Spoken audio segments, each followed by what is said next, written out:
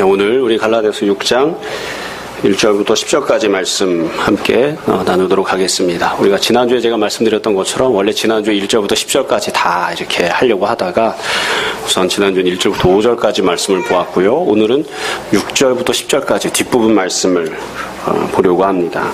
그래서 우리가 지난주에 1절부터 5절까지 말씀 안에서는 이제 주로 세 가지 내용을 보았고요. 오늘도 마찬가지로 6절부터 10절까지 내용 안에 세 가지 권면과 명령이 들어 있습니다. 그래서 첫 번째 권면은 6절, 두 번째 권면은 7절과 8절, 세 번째 마지막 권면은 9절과 10절 이렇게 들어 있습니다. 근데 이 6절부터 10절까지는 앞에 나왔던 1절부터 5절까지와는 조금 다른 점이 있습니다. 뭐냐면 이 말씀을 듣는 직접적인 대상이 조금 다릅니다. 무슨 말이냐면 이 갈라디아 교회 안에는 여러 분파들이 있고 또 분열된 모습들이 있고 서로 여하튼 뭐 다투고 있었는데, 그래서 이 교회 안에 우리가 이제 제3자 입장에서, 그러니까 사도 바울의 입장에서 보았을 때에 온전한 신앙을 갖고 있는 사람도 있었고 그렇지 못한 사람들도 있었습니다. 그러니까 칭찬드릴 만한 훌륭한 신앙생활을 하고 있는 사람도 있고, 반면에 좀 꾸지람을 듣거나 혹은 조금 더 보충을 해야 되거나 회개해야 하거나 그런 종류의 신앙생활을 하는 사람들도 있었는데, 이 1절부터 5절까지 우리가 지난주에 보았던 말씀은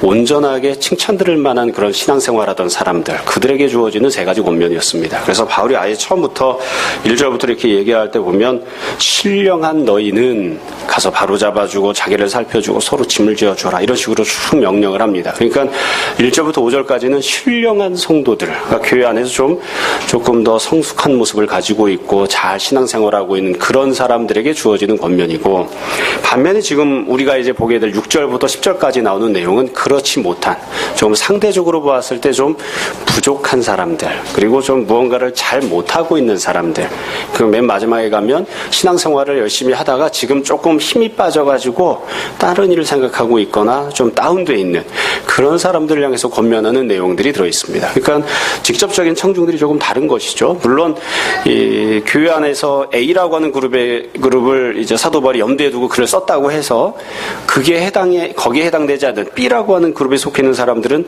그럼 그 말씀이 나랑 아무 상관이 없느냐? 그건 결코 아닙니다. 그러나 그래도 우선 직접적으로 누구를 더 많이 염두에 두고 있느냐 우리가 잘 알 수 있었으면 좋겠고요.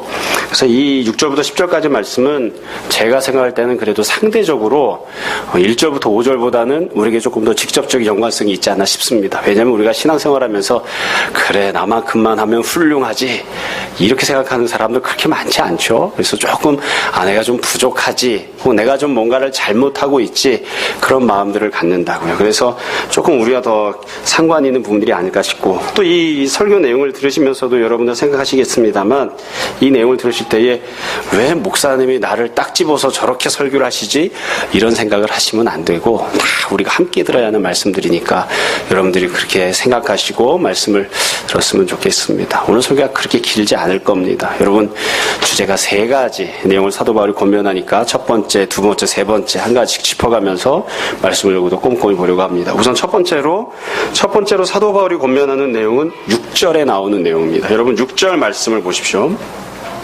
6절 말씀을 보시면 뭐 길지 않으니까 또 여러분들이 잘 알아야 하는 내용이니까 우리 같이 한번 다시 읽도록 하겠습니다. 6절 함께 읽겠습니다. 가르침을 받는 자는 말씀을 가르치는 자와 모든 좋은 것을 함께 하라. 예, 참 좋은 말씀이죠. 예, 뭐 더 이상 어떻게 설명할 게 없습니다. 가르침을 받는 자는 말씀을 가르치는 자와 모든 좋은 것을 함께 하라. 제가 묻는 게 보이십니까? 예. 그래서 이 말씀을 가르치는 자와 모든 좋은 것을 함께 하라 했으니까, 말씀을 배우는 사람, 그러니까 말씀을 배우는 학생 입장에 있는 사람은 말씀을 가리키는 사람, 말씀을 가리키는 교사 입장에 있는 사람에게 모든 좋은 것을 함께 하라. 좋은 것 한두 가지만 하는 게 아니라 모든 좋은 것을 함께 하라. 그러니까 내가 좋은 것을 갖고 이렇게 누리다 보면 야, 이 말씀을 가르쳐주는 그분과도 함께 했으면 좋겠다, 이런 생각을 가지라 이거예요. 근데 이 본문 읽을 때 우선 염두에 둬야 될 건 뭐냐면, 이 내용은 말씀을 받는 자를 향해서, 이제 말씀을 가르침을 받는 자를 대상으로 하는 거죠. 그러니까 교사를 향해서 주신 명령이 아니고 학생에게 주신 명령입니다. 그러니까 성도들에게, 말씀을 배우고 있는 사람들에게 주는 명령이에요. 그래서 아주 직접적으로 이야기하면 이 본문을 근거로 삼아서 말씀 교사가 학생들에게 이것저것을 요구할 수 있는 건 아닙니다. 그러니까 이건 배우고 있는 학생들이 이 말씀에 대해서 듣고 순종하는 마음으로 말씀 교사에게 좋은 것을 함께하는 그런 섬김의 삶을 살아야 하는 것이지, 이 구절을 근거로 말씀을 가리키는 교사가 성도들에게 이거 해라 저거 해라 이렇게 이야기할 수는 없어요. 물론 사도 바울의 다른 본문들을 보면 말씀을 가리키고 있는 목회자나 또 리더들에게 그들이 마땅히 섬김받을 수 있는 권리가 있다고 이야기하는 내용들이 들어있습니다. 여하튼 배우는 사람들은 어떠해야 되느냐, 가르치는 자와 함께 좋은 것을 함께하라. 이 좋은 것이라고 하는 것은 이제 이 전체 내용도 다 그렇지만 사도 바울이 굉장히 이게 좀 뭐라고 말할까요? 좀 두리뭉실하게 표현을 했죠. 좋은 게 뭘 뜻하느냐? 이걸 가지고 여러 의견들이 있는데 대부분 많은 사람들은 어떻게 생각하냐면 이제 말씀을 가리키는 자에게 경제적인 서포트를 해라. 이제 그렇게 이해하고 해석을 합니다. 이걸 경제적인 어떤 도움을 주는 것으로 생각하든 아니면 선물을 주는 것으로 생각하든 말로서 칭찬하고 격려해 주는 것으로 생각하든 여하튼 말씀을 가리키는 자에게 좋은 것으로 함께하는 그런 내용이다. 그렇죠? 그러면 이 말씀을 가르치는 자, 말씀을 받는 자는 도대체 어떤 부분에 있어서 말씀을 배우는 것이냐? 이제부터가 이제 진짜 중요한 내용인데, 여러분 이 본문을 보면 이것만 딱 띄워놓고 보면 말씀을 배우고 뭐 가르친다 이렇게만 생각할 수 있는데, 앞부분에 계속해서 어떤 내용이 나왔냐면 1절부터 보시면 교회 안에 누군가가 범죄하는 사람이 있었습니다. 근데 그 범죄하는 사람을 신령한 자들이 어떻게 해야 되냐면 바로 잡아주라 이랬거든요. 그러니까 이 말씀을 가르친다라고 하는 것에는 기본적으로 어떤 의미가 포함되냐면, 누군가가 신앙생활에서 그릇 행동하고 잘못했을 때 그 사람의 잘못을 지적하고 훈계하든 경책하든 경고하든 여하튼 어떤 방식으로건 그 사람에게 말씀을 잘 가르쳐 주어서 그 사람을 바로 잡아주는 그 내용이 여기에 기본적으로 포함이 되어 있는 겁니다. 그러니까 말씀을 가르친다 이거는 그냥 단순히 지식을 전달한다 이런 뜻이 아니라, 누군가가 신앙생활을 잘 못하고 있을 때, 그리고 교회 안에서 죄를 저지르고 있을 때, 혹은 교회 안에 분단과 파벌을 만들고 있을 때 그런 것들을 지적해주고 그런 것들을 다시 온전하게끔 회복시켜주는 그와 같은 일이 바로 말씀을 가르쳐주는 거예요. 그렇기 때문에 이게 참 이 사도 바울이 상세하게 설명하지 않은 중간 과정을 생략해놓고 기록했지만 중간 과정이 있어요. 뭐냐면 이 말씀을 듣는 사람들, 말씀을 배우는 사람들은 어떤 느낌이었을까? 이 부분을 우리가 잘 생각해 봐야 됩니다.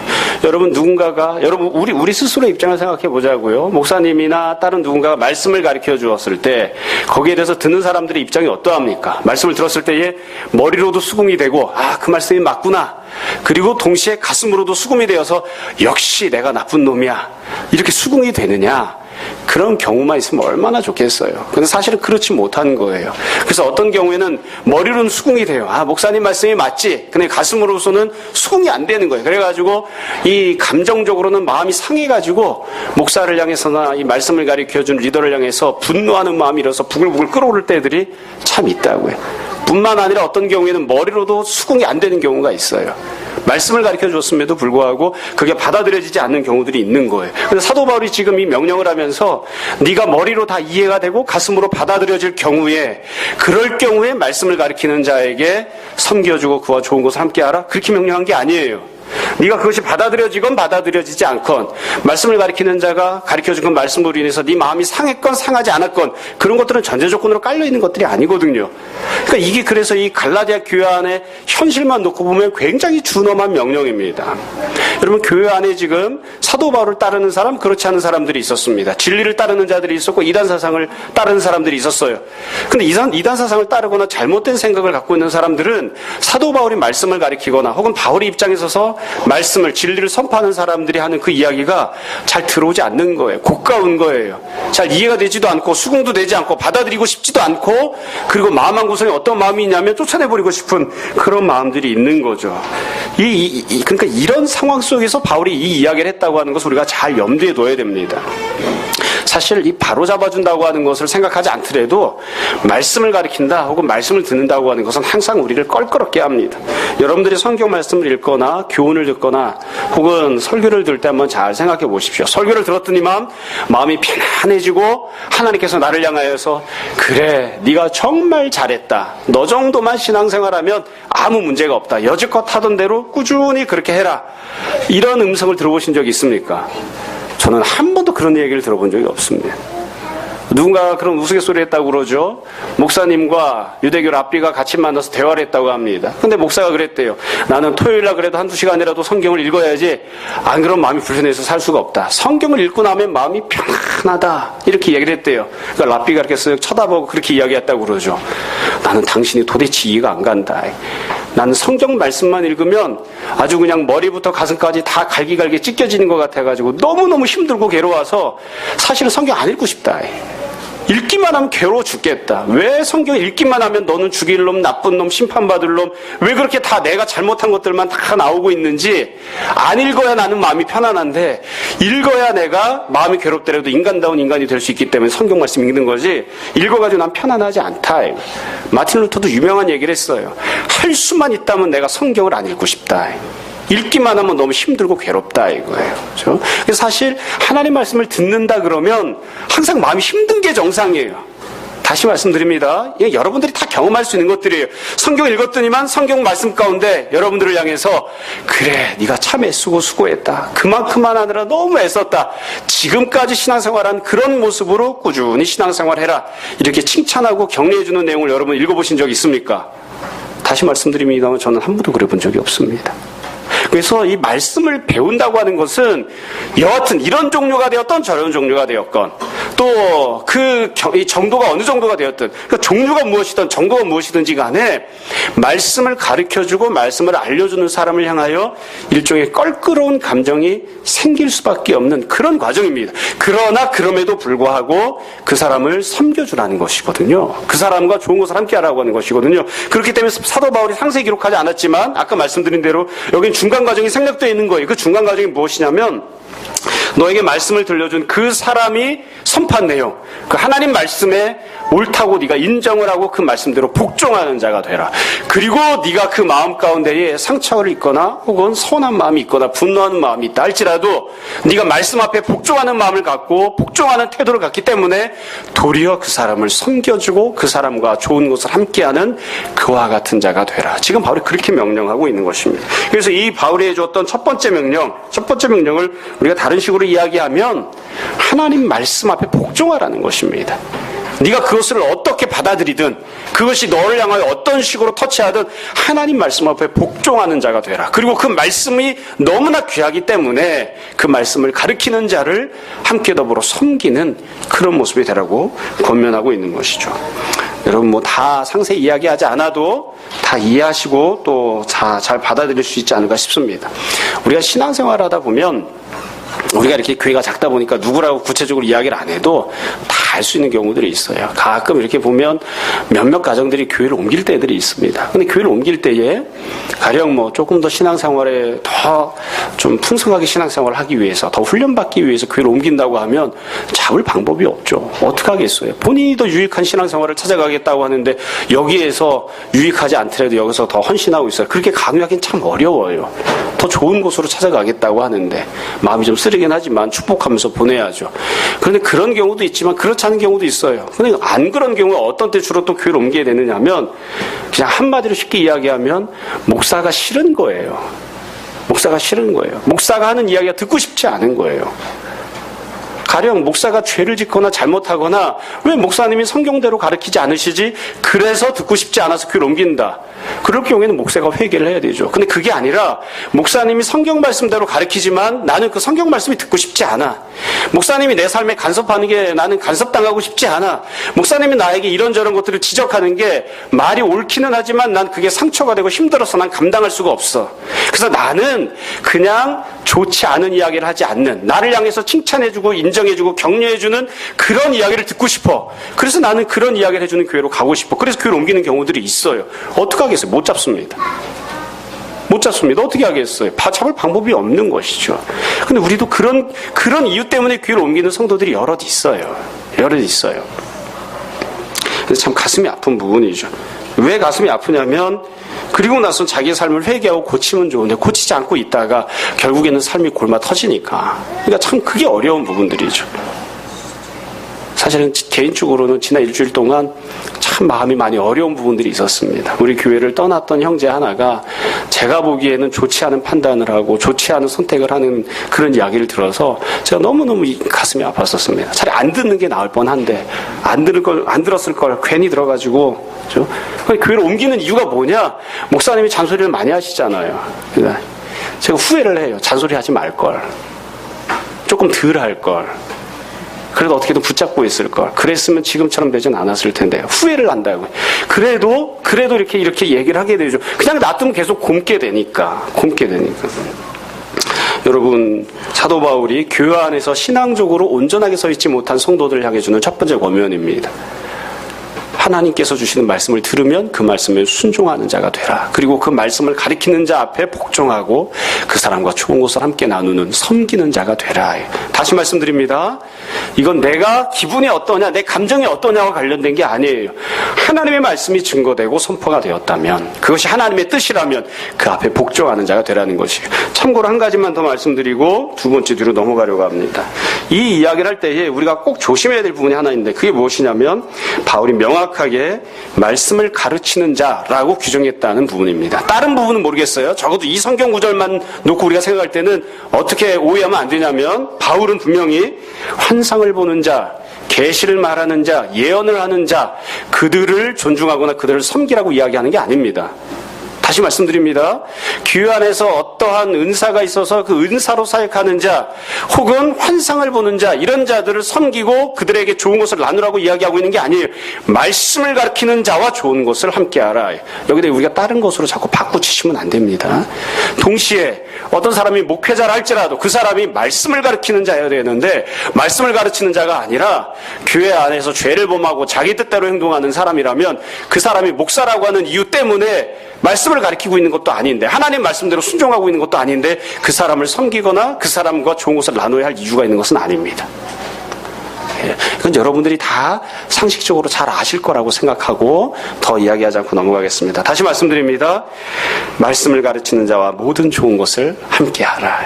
그래서 우리가 교회 안에서 신앙생활하면서 내가 좋지 못한 것, 내가 범죄한 것, 내가 잘못한 부분들이 있을 때 그것을 하나님의 말씀을 통하여 견책을 당하거나 혹은 경고를 받거나 혹은 꾸지람 듣거나 여하튼 온전한 모습이 되라고 바로잡아주시는 과정들을 겪어나갈 때에 그 앞에 복종하고 그와 같이 좋은 권면을 주는 말씀 사역자를 함께 섬기는 자가 되라. 이게 첫 번째 권면입니다.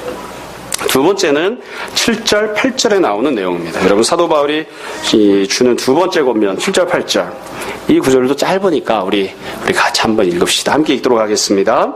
스스로 속이지 말라. 하나님은 업신여김을 받지 아니하시나니 사람이 무엇으로 심든지 그대로 거두리라. 자기 육체를 위하여 심는 자는 육체로부터 썩어질 것을 거두고 성령을 위하여 심는 자는 성령으로부터 영생을 거두리라. 아멘. 두 번째로, 사도 바울이 두 번째로 권면하는 내용은 누구를 향해서 주어지는 내용이냐면 7절에 보시면 스스로 속이지 말라 했죠. 그러니까 누구에게 명령을 하고 있는 거냐면 스스로 속이는 사람에게 하고 있는 이야기입니다. 자기 자신을 속이는 사람.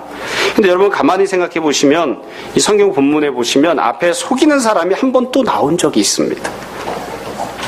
여러분 3절 말씀을 보세요. 3절 말씀을 보면 이렇게 되어 있습니다. 만일 누가 아무것도 되지 못하고 된 줄로 생각하면 스스로 속임이라. 이 앞부분에도 스스로 속이는 자가 한번 나왔었죠. 지난주에 제가 이 부분을 설교하면서 뭐라고 이야기를 했냐면, 어떤 사람이 신령한 사람인데 그 사람이 교회 안에 문제를 일으키고 있는 범죄하는 사람을 바로 잡아주었어요. 그 사람이 바로 잡혔든 잡히지 않았든 여하튼 그 사람을 바로 잡아주려고 노력을 했어요. 헌신을 하고. 그러면 그 사람이 훌륭하고 좋은 일을 한 것이죠. 그렇죠? 근데 그 사람이 그렇게 훌륭하고 좋은 일을 한 다음에 스스로 생각하는 거예요. 아, 나는 대단한 사람이야. 그러면 그것은 스스로 속이는 것이다. 그러니까 3절에 나오는 스스로 속이는 자는 누구냐면 선하고 좋은 일을 한 다음에, 그 선하고 좋은 일을 한 다음에 자기 자신이 마치 대단한 사람이 된 것처럼 생각하는 그런 경우를 스스로 속인다고 합니다. 그러면 지금 이 7절에 나오는 스스로 속인다고 하는 것은 무엇이냐? 똑같은 사람을 지금 똑같이 표현하고 있는 거냐? 그건 아니에요. 사도 바울이 강조를 하기 위해서 앞부분에 나왔던 3절에 나왔던 스스로 속이는 자를 7절에 또 반복해서 설명해요. 그건 아니에요. 7절에 나오는 스스로 속이는 자는 누구냐면 거꾸로예요.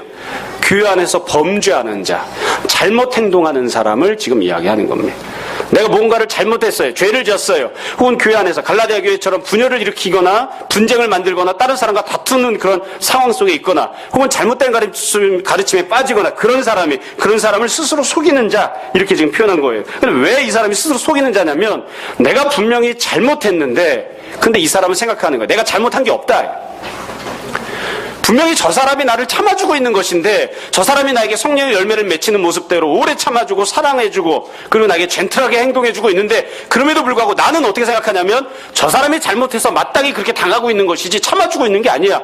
내가 이렇게 분을 내고 내가 이렇게 성질을 내고 내가 이렇게 마음에 상처 입고 하는 것이 당연한 것이지 내가 뭘 잘못했어 라고 생각하는 거예요. 사실은 자기가 잘못했는데 사실은 내가 죄를 졌는데 그래서 내가 바로잡아주고 내가 회개해야 되는데 내가 그렇지 않다고 생각하는 거예요. 그리고 나서는 내가 하고 싶은 대로 행동을 합니다. 육체 행동들을 하고 육체 일들을 계속해서 해요. 그러면서도 스스로는 어떻게 생각하냐면 내가 죄가 있다는 생각을 하지 않아요. 내가 잘못하고 있다는 생각을 하지 않아요. 내가 회개해야 된다는 생각하지 않아요. 그 사람이 바로 스스로 속이고 있는 것이에요.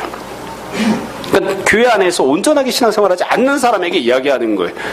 여러분 이 이야기는 우리가 다 누구나 어떤 특정한 사람만 이렇게 하는 게 아니라 우리가 다 이런 경험들이 있죠. 시간이 지나고 나서 보면 야 내가 정말 내가 뻔뻔했구나. 그때 내가 잘못했는데 내가 왜 그렇게 행동을 했지?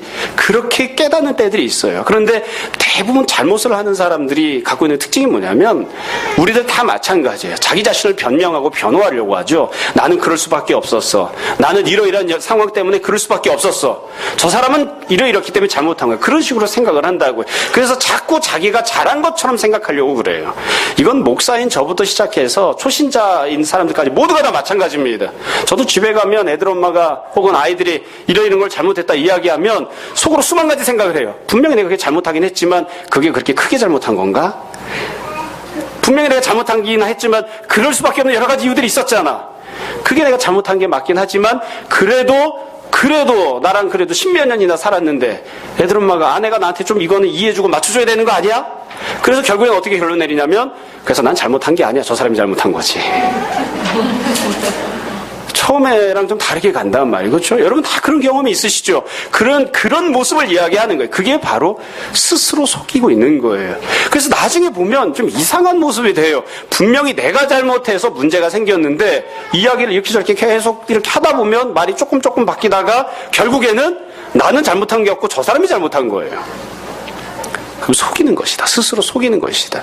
사도 바울이 지금 그 이야기를 하고 있는 거죠. 스스로 속이지 마라. 잘못한 사람은 내가 잘못했다고 하는 것을 인정하라. 적어도 내가 뭘 잘못하고 있는지만큼은 알아라. 고치지 못하면 그거라도 알아야지 된다. 그리고 나서 사도 바울이 그 사람을 향해서 이렇게 이야기하는 거예요. 7절 두 번째 줄에 보시면 하나님은 업신여김을 받지 아니하신다. 이게 무슨 얘기냐면 네가 아무리 스스로를 속이고 다른 사람들에게 네가 화를 내건 다른 사람을 설득해서건 여하튼 다른 사람들에게 네가 잘못한 게 없는 것처럼 인정받는다고 치자.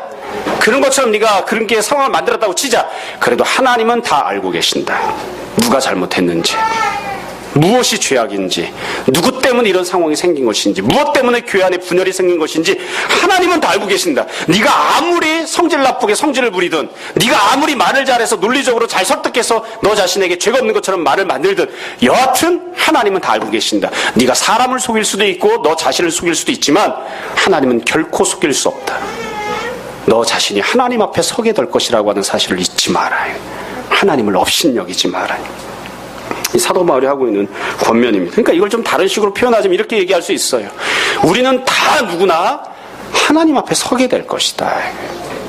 아무리 그럴듯하게 변명을 해도 아무리 그럴듯하게 내가 상황을 다 덮어버리고 어떻게든 무마시키고 내가 죄가 없는 것처럼 만들려고 해도 이 상황이 내가 아니라 다른 사람 때문에 생긴 것처럼 만들려고 해도 우리는 결국 다 하나님 앞에 서게 될 것이다. 그리고 하나님께서는 누가 잘못했는지 다 알고 계신다. 그 하나님을 속이려 들지 마라. 하나님을 업신여기는 그와 같은 행동을 하지 마라. 사도 바울이 그리고 나서는 이렇게 이야기하죠. 사람이 무엇으로 심든지 그대로 거두리라. 이건 사실 참 어려운 내용이 아니에요. 사람이 무엇으로 심든지 그대로 거두리라. 자기 육체를 위하여 심는 자는 육체로부터 썩어질 것을 거두고 성령을 위하여 심는 자는 성령으로부터 영생을 거두리라. 여러분 이 부분을 잘 들으시기 바랍니다. 오해하시면 안 되는 부분이 있어서 그래요. 잘 들으시기 바랍니다. 바울이 뭐라고 얘기했냐면 하나님은 업신여김을 받지 아니하시리라. 그러면서 하나님을 지금 등장시켰죠. 그런 다음에 육체로 행한 자는 육체를 거두고 성령을 행한 자는 영생을 거둔다고 했어요. 그렇기 때문에 이 거둔다고 하는 표현을 우리가 어떻게 이해해야 되냐면 하나님께서 거기에 대해서 합당하게 대우하실 것이다. 이렇게 이해하고 해석해야 됩니다. 그러니까 종종 우리는 어떻게 생각하냐면 우리가 죄를 범하면 내가 죄를 범했으면 내가 그 열매를 내가 어떻게든 맺는 것이고 내가 하나님 앞에서 온전하게 살았으면 내가 어떻게든 그 열매를 맺는 것이다. 이런 식으로 생각해요. 그런데 지금 이야기하는 본문은 그런 뜻이 아니에요.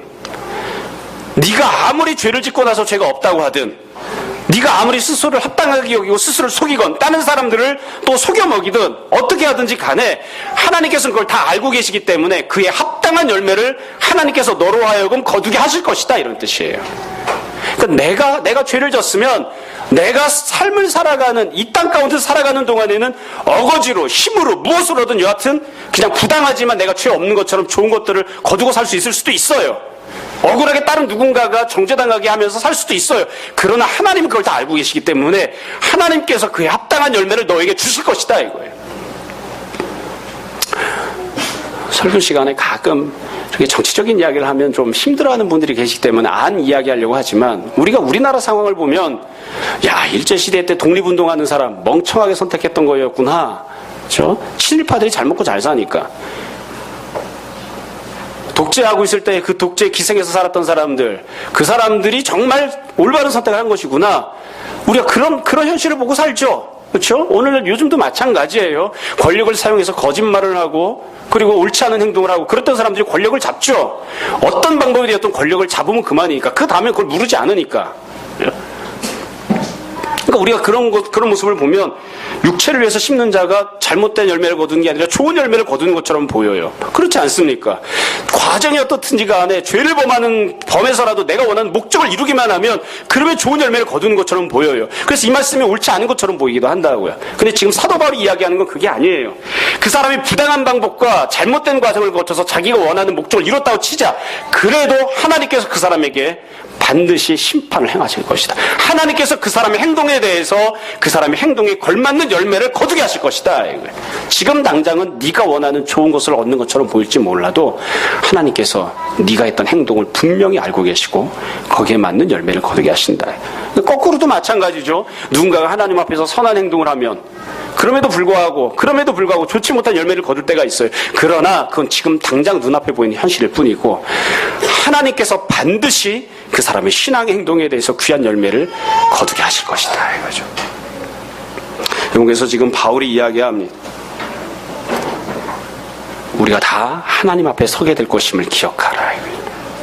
네가 어떠한 행동을 하고 있는지, 네가 어떤 마음을 갖고 있는지, 네가 지금 현재 어떤 수준의 신앙을 갖고 있는지 아무리 스스로 속이려 한다 할지라도 아무리 이것저것을 통해서 상황을 덮으려 한다 할지라도 하나님을 속일 수 없다. 네가 반드시 하나님 앞에 서게 될 것이고 너의 모든 행동과 선택에 대해서 하나님께서 상으로 벌로 다 열매를 거두게 하실 것이다. 이 사실을 늘 기억했으면 좋겠습니다. 이거 더 자꾸 상세히 이야기하면 자꾸 무서운 내용이 나오기 때문에 더 이야기 안 하려고 합니다. 여러분들 다 이 정도 이야기도 다 아실 거예요. 그렇죠? 어렸을 때 제가 늘 불만이 있었던 게 있었습니다. 가정 안에서. 저희 집은 굉장히 이 언론의 자유가 있는 가정이어서 하고 싶은 얘기를 다 했습니다. 아버지한테도 하고 싶은 얘기 다, 엄마한테도 하고 싶은 얘기 다 했습니다. 또 감사하게도 지금 생각해 보니까 저희 아버지는 굉장히 과묵하신 편이셔서 특별한 말씀을 안 하셨어요. 그래서 제가 뭐라고 막 불만을 얘기하면 저희 아버지께서 듣고 그냥 관두시는 거지 조목조목 반박하시거나 이렇게 안 하셨어요. 근데 그래가지고 저는 제가 다 올바른 얘기만 하는 줄 알고 컸어요.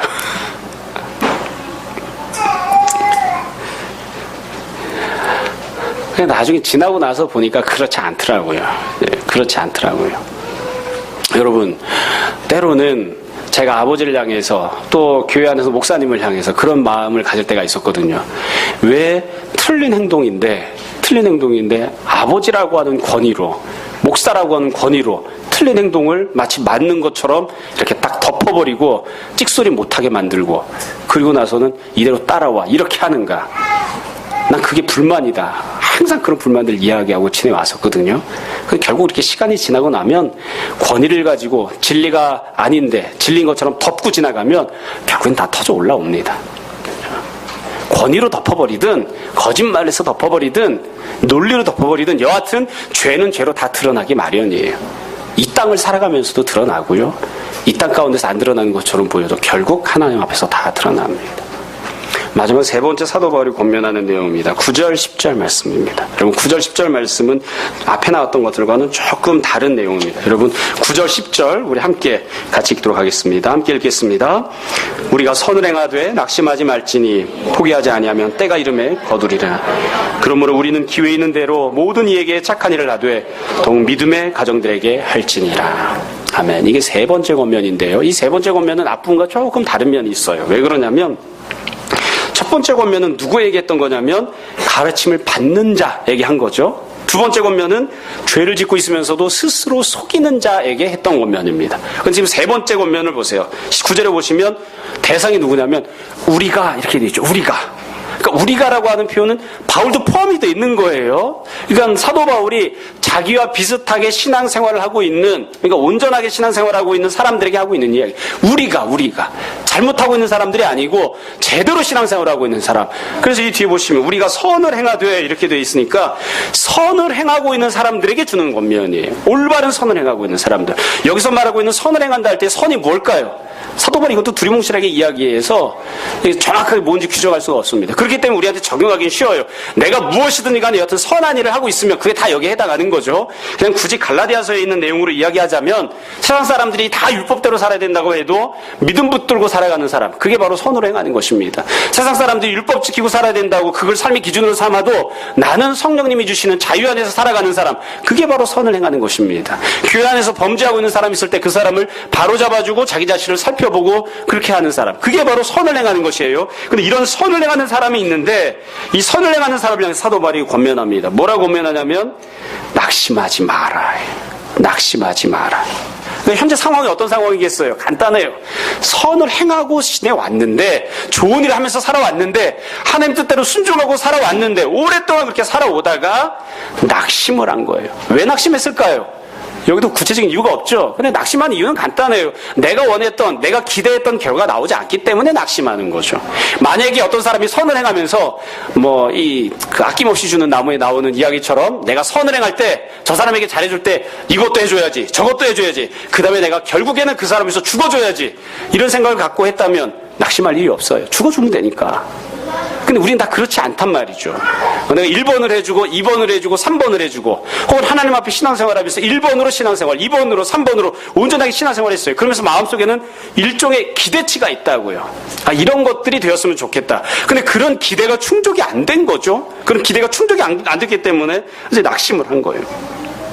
아마 현실적으로 보면 내가 선을 열심히 행했음에도 불구하고 내가 원했던 결과가 지금 당장 나타나지 않기 때문에, 혹은 내가 이 정도까지 기다릴 수 있어, 그렇게 나름대로 이렇게 한계선을 정해놓았는데 내가 기다리던 그 시간이 다 찰 때까지도 내가 원했던 그런 결과가 나타나지 않을 때, 충분히 흡족하지 않더라도 조금이라도 나타나야 되는데 그런 결과가 나타나지 않았을 때 아마 낙심하게 되지 않았을까 싶습니다.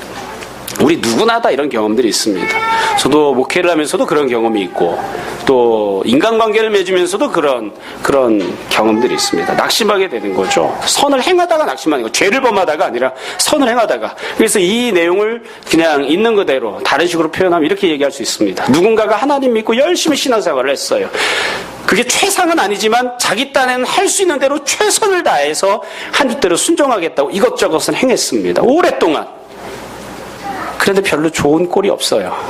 그래서 실망한 거예요. 그래서 이 사람이 신앙이 다운되기 시작합니다. 그러면서 마음속에 여러 가지 좌절과 낙담이 생기는 거죠. 내가 이렇게 열심히 신앙생활하는 게 소용이 있나? 내가 하는 뜻대로 순종하고 살아가는 게 소용이 있나? 내가 선을 행하고 살아가는 게 무슨 소용이 있나? 내가 고작 이 결과를 보자고 이렇게까지 살아왔나? 그러면서 마음에 낙심하고 또 좌절하게 되는 거예요. 그래서 다운이 되는 거예요. 다운이 돼가지고 1층까지 내려오고 그 다음에는 지하 1층, 지하 2층, 지하 3층 이렇게 파고 들어가는 거죠, 지금. 그런 상황에 있는 그런 성도에게 지금 사도 바울이 이야기하는 겁니다. 뭐라고 권면합니까? 낙심하지 마라. 낙심하지 마라. 이 한마디로 안 되니까 사도 바울이 두 번째 줄 보세요. 이렇게 이야기했죠. 포기하지 마라. 포기하지 마라. 네가 선을 행하고 있었는데 네가 원했던 결과가 네가 생각할 수 있는 최대치로 기다려왔는데도 불구하고 좋은 결과가 없다 하더라도 낙심하지 마라. 그 다음에 그걸로 안 되니까 포기하지 마라. 포기하지 마라. 사도 바울이 그렇게 이야기한다고. 그러면서 뭐라고 이야기합니까? 때가 이름에 거두리라. 때가 이르면 거두게 될 것이다. 이 말씀이 우리에게 위로를 주기도 하지만 한편으로 더 심각하게 만들기도 합니다. 왜 그러냐면 우리가 원하는 대답은 뭐냐면 10년이 차면 열매를 거두리라. 이러면 좋은데 그게 아니에요. 3년 뒤에는 거두리라. 5년 뒤에는 거두리라. 이러면 얼마나 좋아요. 2013년 7월 22일까지는 거두리라. 이러면 좋은데 그게 아니고 언제가 되면 거둔다고요? 때가 되면 거둔다고. 때가 언제일까요? 모르겠어요. 그럼 주님이 정하세요. 거둔다고 했죠. 이것도 저는 불만이에요. 인간적으로 생각하면. 왜 그러냐? 거두리라 앞에 저는 명확하게 딱 선을 그어주면 좋겠어요. 네가 거두리라 이러면 좋겠는데 주님은 네가 거둔다 이게 아니고 그냥 거둔다 해요. 누가 거두는 걸까요? 내가 못 거둘 수도 있어요. 여하튼 거두는 거예요. 내가 못 거둬도 거두는 거예요. 제가 지난 주간에 성역 공부하다가 그런 이야기 한 적이 있습니다. 이건 평상시에도 제가 하는 이야기입니다. 몸이 아픈 사람 몸 고쳐달라고 주님께 기도해야 됩니다. 내가 안진뱅이면 안진뱅이 상태에서 일어나게 해달라고 주님 앞에 기도해야 됩니다. 주님 응답하시든 응답하시지 않든 믿음을 갖고 기도해야 돼요. 언제 응답이 될까요? 언제 응답이 될까요? 어떤 사람은 기도하자마자 즉각 응답되는 사람도 있고 어떤 사람은 5년 10년 기도해도 응답이 안 되는 사람이 있습니다. 제가 우스갯소리처럼 이야기하지만 저는 기도원에 잘 올라가지 않지만 작정기도하고 기도원에 올라갈 때 늘 고민하는 부분이 있어요. 3일 작정하고 올라가면 꼭 첫날 응답이 와요. 그럼 둘째 날 셋째 날은 어떻게 해야 되는가 고민을 해요. 그냥 내려가야 되는가 3일을 채워야 되는가. 저같이 이렇게 응답받는 사람도 있지만 40일 작정하시는 분들 보면 40일 작정하면 굉장히 오래 작정하는 거죠. 40일째에 응답받는 분들도 많더라고요. 보니까. 다시 여러분 내가 병이 있습니다. 고쳐달라고 주님 앞에 기도했어요. 응답이 돼야 되는데 어떤 사람은 당장 응답이 되고 어떤 사람은 1년 있다 응답이 됩니다. 어떤 사람은 죽을 때까지 응답이 안 되는 사람도 있습니다. 그러나 제가 말씀드리죠. 성경이 이야기하는 대로 혹시 내가 죽을 때까지 응답을 못 받았다 할지라도 반드시 응답된다. 천국에 가면 안진뱅이도 다 일어나고 소경도 다 눈을 뜬다.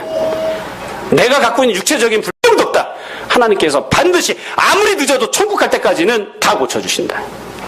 내 마음에 불편함이 있거나 상처가 있거나 어려움이 있으면 하나님께서 천국 가면 100% 다 고쳐주신다. 천국 갔는데도 슬픔을 갖고 사는 사람 아무도 없다.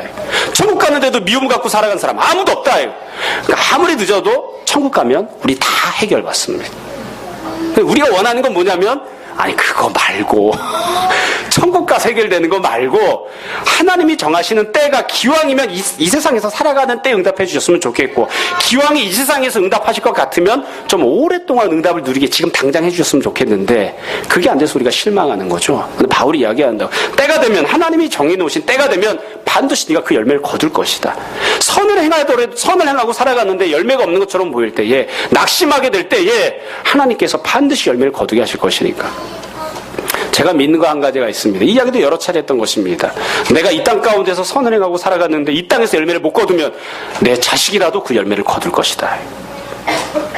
꼭 내가 거둬야 됩니까? 내가 거두면 좋죠. 나도 거두고 그걸 자식이 물려주고 그럼 좋죠. 근데 혹시 그렇지 못하면 내가 이 땅 가운데서 선을 행하고 살면 그게 헛수고로 공수표로 들어가는 것이 아니라 하나님께서 반드시 열매를 거두게 하신다. 내가 여기서 심으면 다른 누군가가 거둘 것이다. 내가 못 거두면 다른 누군가라도 걷는다. 그래서 사도 바울이 그 다음에 권면하는 내용이 있습니다. 선을 행하다가 낙심한 사람에게 이것도 어떻게 보면 굉장히 잔인한 이야기일 수도 있어요. 여러분 10절을 보세요.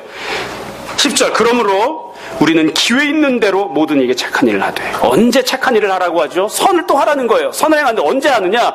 여러분 이 내용을 우리가 다른 걸로 자꾸 바꾸면 안 돼요. 네 마음이 내킬 때에 선을 행하라. 이게 아니에요.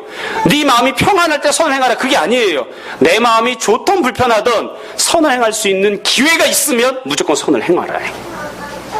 나는 마음이 불편해 죽겠어요. 힘들어 죽겠어요. 다 때려쳐버리고 싶어요. 그런데 누군가에게 도움을 줘야 할 상황이 생겼어요. 선을 행할 수 있는 기회가 주어졌단 말이에요. 그러면 선을 행하라. 누구에게? 첫 번째로 모든 자에게. 두 번째로 믿음의 가정들에게. 누구에게 선을 행해주라고요? 모든 자들에게. 다시 말씀드립니다. 갈라디아 교회 안에는 엉망진창으로 신앙생활하는 사람들이 많이 있었습니다. 이미 교회가 분열돼 있어요. 그런데 너 편에 서 있는 사람들에게가 아니라 너와 같은 편에 서 있는 사람들에게가 아니라 진리 편에 서 있는 사람들에게만이 아니라 비진리 가운데 있고 너에게 악한 행동을 하고 죄를 져서 교회를 분열시키는 사람이라 할지라도 그 모든 자들에게 가서 선을 행할 수 있는 기회가 있으면 가서 선을 행해 주어라. 이게 지금 신앙생활 하다가 선을 행하다가 다운되고 있는 사람에게 바울이 권면하는 이야기예요. 우리 마음은 어떤 마음을 갖냐면 우리가 원하는 바람은 무엇이냐면 내가 이미 다운되고 있으니까 신앙 팽개치고 싶은 마음이 자꾸 생기고 있으니까 열심히 선을 행하면서 사는 게 무슨 소용이 있어. 이런 마음이 드니까 우리가 원하는 건 뭐냐면 일단은 바울이 우리를 좀 권면해주고 그래 너무 애썼다. 내가 네 마음 다 알아. 그렇게 다독여주고 주님께서 너에게 좋은 것을 주실 거야. 이렇게 좀 해주고 그런 다음에 좀 기다렸다가 내가 좀 마음이 회복이 되고 좀 뭔가 할 수 있는 상황이 되면 그제서야 사도 바울이 이제 좀 가서 좀 해볼까? 이러면 참 좋을 것 같은데 바울이 그렇게 안 해요. 어떻게 해요? 지금 다운되고 있는데 가서 선을 행할 수 있는 기회가 있을 때 놓치지 말고 다 선을 행해줘라. 누구에게? 너를 그렇게 힘들게 만든 모든 사람들에게 가서 선을 행해라. 뿐만 아니라 믿음의 가정들에게 더욱더 열심히 그렇게 해라. 이게 바울이 하고 있는 세 번째 권면입니다. 그래서 바울이 하고 있는 세 번째 권면은 온전하게 신앙생활을 하다가 신앙생활 좀 힘들어가지고 좀 포기하고 싶거나 내려놓고 싶은 마음이 드는 사람들에게 하고 있는 그런 권면이죠. 말씀을 정리하겠습니다. 사도 바울이 세 가지 권면을 지금 갈라디아 성도들에게 하고 있습니다. 어떻게 보면 이게 결론적인 권면이죠.